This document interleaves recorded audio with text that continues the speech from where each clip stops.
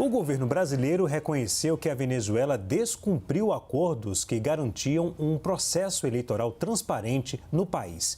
O Ministério das Relações Exteriores disse que acompanha com expectativa e preocupação o desenrolar do pleito. O prazo para a inscrição das candidaturas para o pleito presidencial, marcado para o dia 28 de julho, terminou sem que o bloco opositor majoritário pudesse inscrever a candidata Corina Yoris. Ela foi indicada como representante de Maria Corina Machado, que está impedida de ocupar cargos públicos por 15 anos. Vamos ao debate. Zé, por que o Brasil subiu o tom contra a Venezuela? Olá, Leandro. Olá, Caio. O Brasil tem um papel muito importante na América do Sul, na América Latina e, por que não dizer também no mundo, em relação à sua projeção e à sua liderança. Notadamente, depois que o presidente Lula assumiu a presidência, o Brasil voltou a ter um protagonismo nas relações internacionais. E é missão clara do nosso governo tentar harmonizar situações na América Latina a despeito das polarizações político-ideológicas que existem não só aqui, mas sim no mundo. O que efetivamente o Brasil tem feito? Ele tem buscado, em primeiro lugar, garantir a todos os países um respeito e respeito fundamental à autodeterminação deles. Em segundo lugar, como existe uma grande polarização no mundo e particularmente de interesses colocados em relação à Venezuela, ele claramente busca tratar a Venezuela como um país parceiro, justamente para evitar que sanções abusivas sejam colocadas a esse país e que situações de perseguição injustificada que se afirmam em relação à Venezuela e não se afirmam com outros países que também têm problemas democráticos, acabe se consumando. Bem, agora, isto tem um limite. O Brasil é a ponta e a ponte, ou seja, ele é a ponta de diálogo com a Venezuela e faz uma ponte. Agora, ele não pode endossar tudo que efetivamente lá é feito. Se o Brasil respeita decisões judiciais de outros países, se o Brasil respeita a autonomia dos povos, de outro lado, ele não pode concordar com uma situação bastante obscura como essa que aconteceu nesses dias na Venezuela. A candidata da oposição, que substituía a outra candidata afastada por uma decisão judicial que pode até ser discutida, mas era uma decisão judicial, simplesmente não conseguiu se inscrever. Ou seja, não funcionou o sistema, uma coisa horrorosa. Claro, isso evidentemente atinge, a menos que seja explicado, e parece difícil que o seja, o pacto que foi feito para que a Venezuela tivesse eleições democráticas e limpas. O Brasil dá uma sinalização forte para a Venezuela, no seguinte sentido: olha, temos dialogado com a Venezuela, somos contra os ataques que são feitos na Venezuela, em relação à Venezuela, com interesses que, evidentemente, por vezes não são pró-democracia, mas são de natureza ideológica e voltados ao seu petróleo. Nós temos tentado salvaguardar a Venezuela para que ela possa restaurar e reequilibrar a sua democracia. Agora, nós não podemos ser coniventes com certas coisas.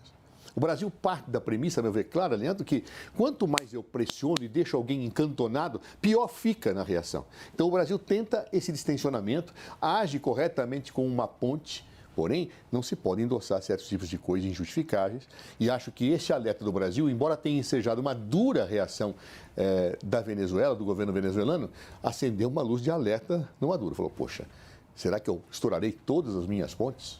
Acho que esta é uma situação que o Brasil agiu corretamente na perspectiva de buscar garantir a volta plena da democracia na Venezuela. Caio, o Brasil acerta ao subir o tom contra a Venezuela? Olá, Leandro. Olá, doutor Zé Eduardo. Saudações à nossa audiência. Bom, eu não acho que o Brasil tenha subido o tom contra a Venezuela. A crítica do Brasil à Venezuela, ela é incompleta, ela é tardia e, sinceramente, constrangedora. A crítica é incompleta porque só destaca a última transgressão do regime ditatorial chavista na sua reiterada violação aos acordos de Barbados. A crítica é tardia porque o Brasil só consignou a sua expectativa e preocupação após o encerramento do prazo formal para a inscrição das candidaturas da oposição. E, finalmente, a crítica é constrangedora porque ela escancara o erro diplomático e a mentira escandalosa de Lula da Silva ao se referir à Venezuela como uma democracia. Para quem não se recorda, eu faço questão de citar as exatas palavras de Lula da Silva, esse homem que preside uma grande democracia, mas se comporta vergonhosamente como garoto propaganda de ditaduras latino-americanas. Então, aspas aqui para a auto-intitulada alma mais honesta desse país. Há uma coisa que a gente aprende em política que é a narrativa. Se quiser vencer uma batalha, eu preciso construir uma narrativa para destruir o meu inimigo. Só numa nota lateral, percebam como Lula da Silva sequer cogita disseminar a verdade como um método de convencimento político e persuasão eleitoral. A ideia é sempre vencer manipulando a opinião pública com narrativas, com exposições enviesadas, com informações imprecisas, com ataques cheios de ódio. Bom, segue aqui o Lula. Companheiro Maduro, é preciso que você saiba a narrativa que se construiu contra a Venezuela, a narrativa da antidemocracia, a narrativa do autoritarismo. Ah, é mesmo? E que tal essa outra narrativa aqui, construída pelo Alto Comissariado das Nações Unidas para os Direitos Humanos e que foi publicada pelo Estadão em julho de 2019? Tropa de elite de Maduro matou 14 pessoas por dia em 2018, diz ONU. Então, é isso mesmo, esse esquadrão da morte de Nicolás Maduro matou mais de 5 mil pessoas em um único ano, mas segundo Lula da Silva, isso é apenas uma narrativa de antidemocracia, uma narrativa de autoritarismo. Ora, na boa, isso não configura diplomacia, isso é conluio. Lula é um cúmplice moral da ditadura na Venezuela e envergonha o Brasil se prestando esse papel ridículo de assessor de imprensa de torturadores, de assassinos e de tiranos. E agora, o Itamaraty de Lula, de forma acoelhada, de forma até condescendente, registra a sua preocupação ao observar que, aspas, a candidata indicada pela plataforma unitária, força política de oposição e sobre a qual não pairavam decisões judiciais, foi impedida de registrar-se, o que não é compatível com o Acordo de Barbados. Então, reparem na timidez, até na covardia dessa crítica do Itamaraty. Essa última candidata, como bem disse o Zé Eduardo Cardoso, que não pôde se registrar, ela só foi indicada pela oposição porque a candidata original, que venceu as prévias com 90% dos votos, foi impedida de participar do pleito por uma decisão judicial absolutamente ilegal. Isso porque lá na Venezuela, a Suprema Corte é uma vassala do governo ditatorial de Nicolás Maduro. Ou seja, reconhecer a validade das decisões eleitorais da justiça venezuelana já é por si só uma passada de pano por parte do governo Lula.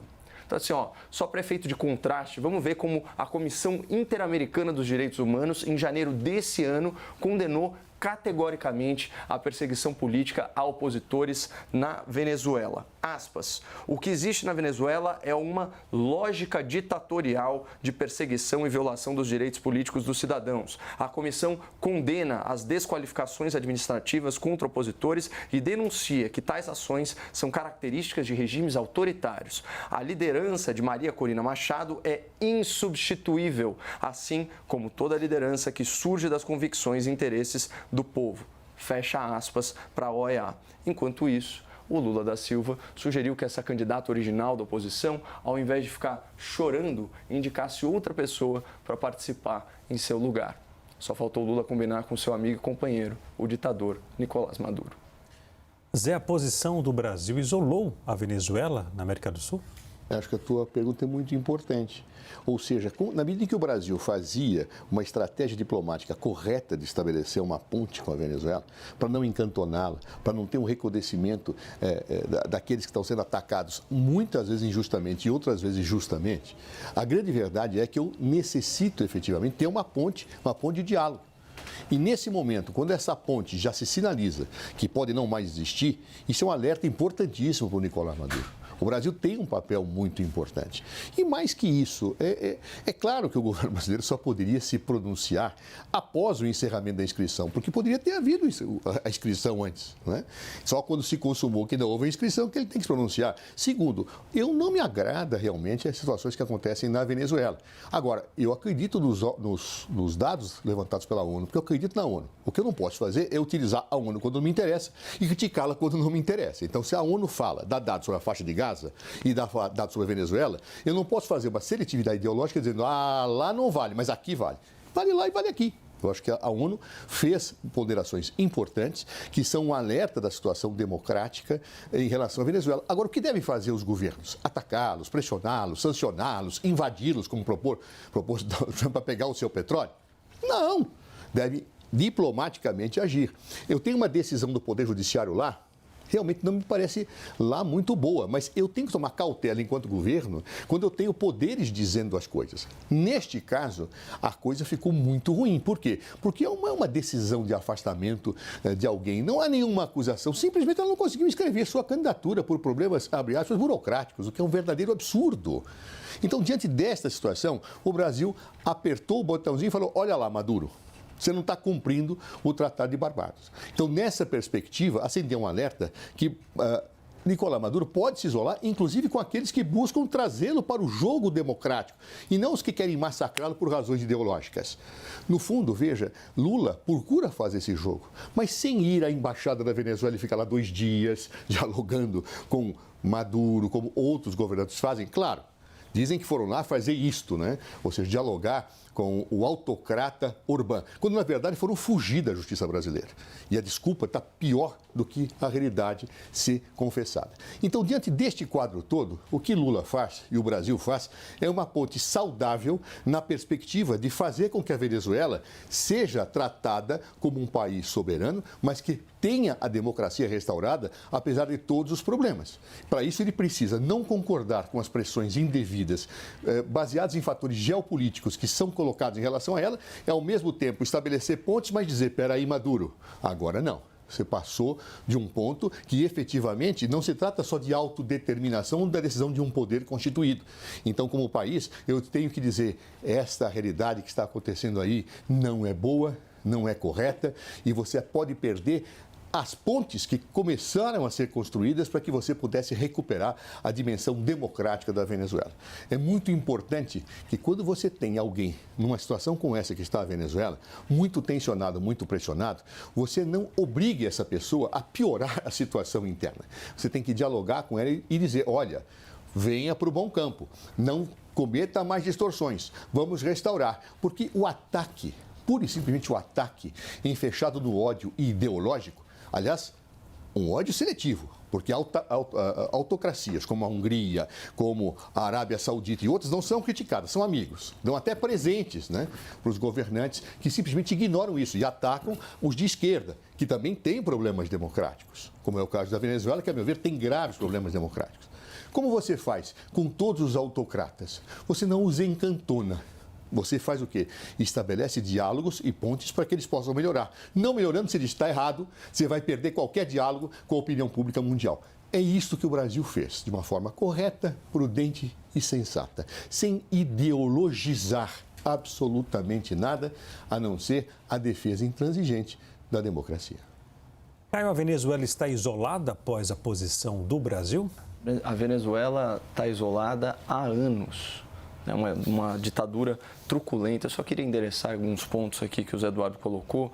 Primeiro, a comparação com os dados da faixa de Gaza, eu reputo como absurda. Por quê? Porque a fonte dos dados sobre as supostas mortes na faixa de Gaza são do Ministério da Saúde, controlado pelo Hamas. Então, da mesma forma que eu não acredito nos dados oficiais da Venezuela, porque já se sabe que são todos manipulados, eu também não acredito nos dados oficiais divulgados pelo Hamas.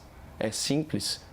Às vezes a ONU pode até repercutir esse número, mas a fonte do dado, ela é sabidamente antidemocrática, antissemita, genocida, terrorista, assassina. É muita ingenuidade, né, acreditar numa organização como o Hamas. Eu espero, né, que o discernimento da nossa audiência também não permita que o telespectador da CNN creia nesses números, porque eles não têm, vamos dizer assim, credibilidade nenhuma. Mas, enfim, outro ponto, não existe soberania popular em uma ditadura, então não há que se falar em autodeterminação dos povos. Vamos ver como é a Constituição brasileira, por exemplo, né?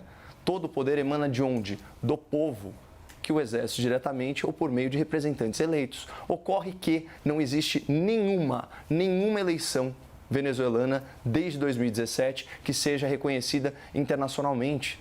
né? Pululam denúncias de fraude, sem falar, como eu já disse, no assassinato de milhares de opositores políticos, na tortura, na perseguição. A Venezuela tem mais de 5 milhões de cidadãos com status de refugiado, exilados ou de migrantes, né? Não só por causa das tragédias de saúde pública, de fome, mas também pela violência. Quando Caracas parou de divulgar os dados, Caracas era a cidade mais violenta do mundo, certo? E assim, o que o governo Lula faz, na verdade o que Lula da Silva faz, não se trata de diálogo e diplomacia, é propaganda e desinformação. Falar que a ditadura na Venezuela não passa de uma narrativa, que absurdo é esse? E o governo Lula, de forma muito tímida, deu rédea para Nicolás Maduro, sim, porque a opositora que foi escolhida pelo povo foi desqualificada por um tribunal que é vassalo desse governo. É uma situação infinitamente pior, porque quando a gente fala em problemas democráticos, a gente pode pensar no Brasil. O Brasil tem uma democracia que tem os seus problemas. Por exemplo, como assinalou a Transparência Internacional, nós vivemos sob a égide de um judiciário de coalizão, ou seja, uma justiça aparelhada, excessivamente simpática ao governo de turno e seu espectro político. Certo? Isso é um problema da democracia. É diferente de você ter uma corte absolutamente vassala. O chavismo não perde processos na sua Suprema Corte, que inclusive, bom, eu vou ler para vocês uma manchete sobre a Suprema Corte da Venezuela. Olha isso aqui. Folha de São Paulo, 2017, o último ano em que houve eleições, a oposição ganhou a maioria do parlamento, e aí por decisões judiciais isso foi sendo revertido. Suprema Corte da Venezuela assume as funções do legislativo. É isso mesmo que você ouviu. O poder... Aqui a gente tem um problema do quê? De ativismo judicial. Lá não. Eles assumiram as funções do legislativo. O Tribunal Supremo de Justiça da Venezuela, máxima instituição do judiciário, controlado pelo chavismo, ou seja, a ditadura de Nicolás Maduro, assumiu nessa quinta-feira as funções da Assembleia Nacional. Olha a justificativa. Enquanto persistir a situação de desacato e invalidez das ações da Assembleia Nacional, esta sala constitucional, né, a Corte, garantirá que as competências parlamentares sejam exercidas diretamente por essa sala ou pelo órgão que ela definir, a fim de preservar o Estado de Direito. Percebam que esses tiranos sempre se apoiam, né, nessas definições abstratas de Estado de Direito, de democracia, que segundo Lula da Silva é, como se diz, relativa, né?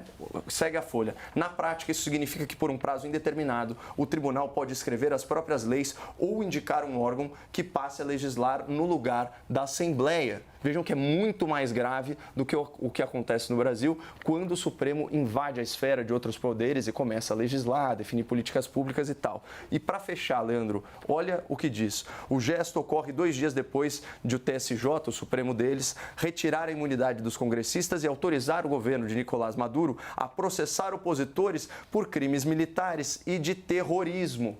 Me lembrou muito a sentença, né, a decisão interlocutória do ministro Alexandre de Moraes, quando se referiu aos manifestantes do 8 de janeiro como criminosos terroristas.